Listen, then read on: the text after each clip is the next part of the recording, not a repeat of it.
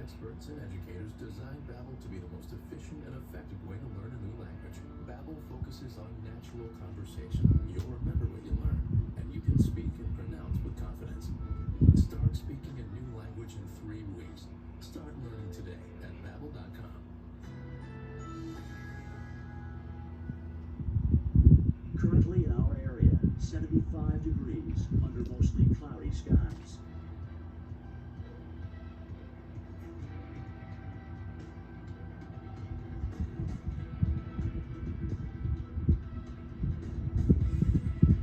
Tonight, late night thunderstorms, low 72. Chance of rain, 40%.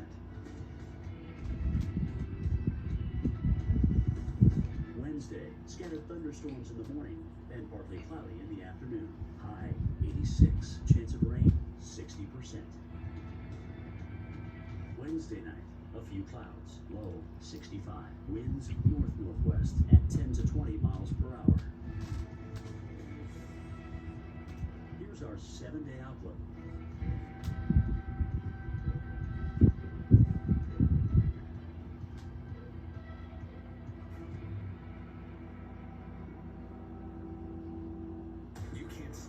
Force of nature. This hurricane season, rely on one of your own. It's a fact. No other news network out there is trusted more than the Weather Channel. Trusted to give you every advantage before the storm. Trusted to be there where and when you need us. Trusted to bring you every angle of the storm using landfall cams on our streaming TV app. Absolutely unbelievable. Because America doesn't trust hurricane season to just anyone.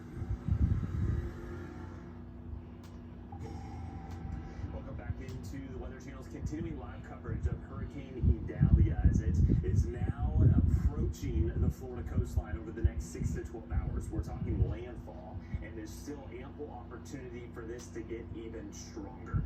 It has intensified drastically from this time yesterday, where it was still a tropical storm, but because it was more slow to intensify today, it has taken a little bit more of that westerly track along the path, which has certainly improved our conditions in Tampa. Now, we're still going to see impacts. Water rise upwards of maybe 2-3 feet in some areas, maybe even a little bit more than that, especially as these outer bands kind of set up and push that water in.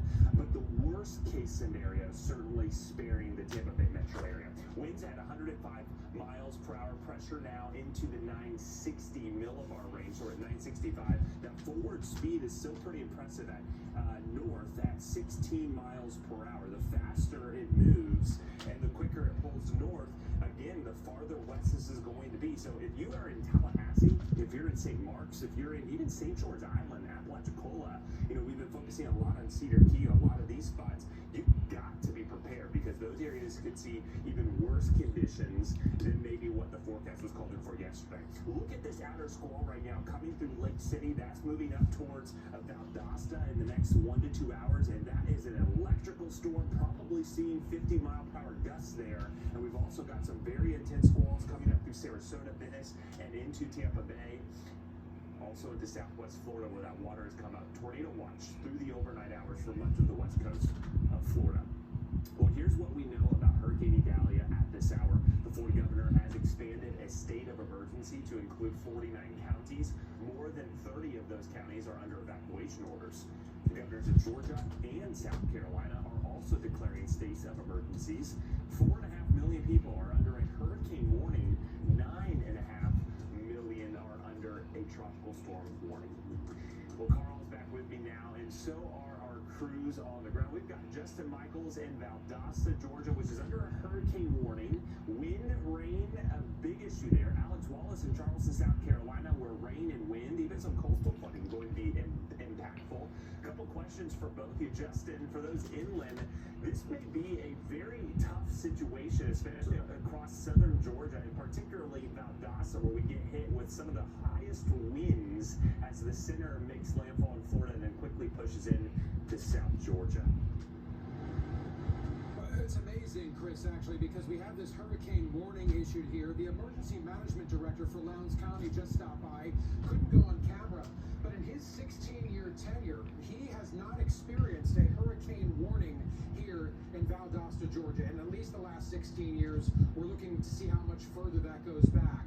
So this is not something that, at least in the last nearly 20 years, people have had to deal with. So going into tomorrow, he is expecting that folks are where they need to be for safekeeping until the storm is gone, no later than 6 o'clock tomorrow morning. You heard Chris's forecasting there that there's a really nasty line that could be coming through here, kind of the leading edge in the next 2 hours or so. That's the beginning of this, but by 6 o'clock tomorrow morning, the EMA director says you need to be at home in a safe place. There is an emergency shelter that will be opening at 6 o'clock tomorrow morning and closing at 7 o'clock tomorrow night here in Valdosta. And he wants, Chris, that people make sure that people know that it is not a place you should go unless you are in dire need of safe haven.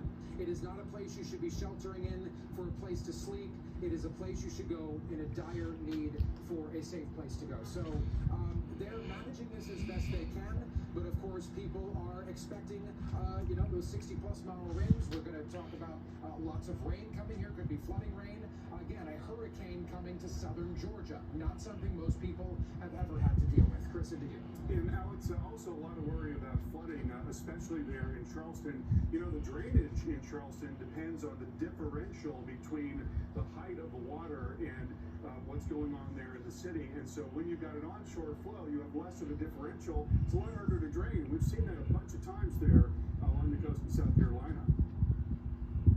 Yeah, Carl, that is a big concern. And remember, we've been talking about Hurricane Franklin way out in the Atlantic, way out there, right? Nowhere near the East Coast. But we talked about the peripheral impacts. It's been churning up those waters and sending the waves onto the East Coast. So that's been kind of piling up on the East Coast of the U.S., including here in and around Charleston. We've seen even where I'm standing, some of the drainage has been backing up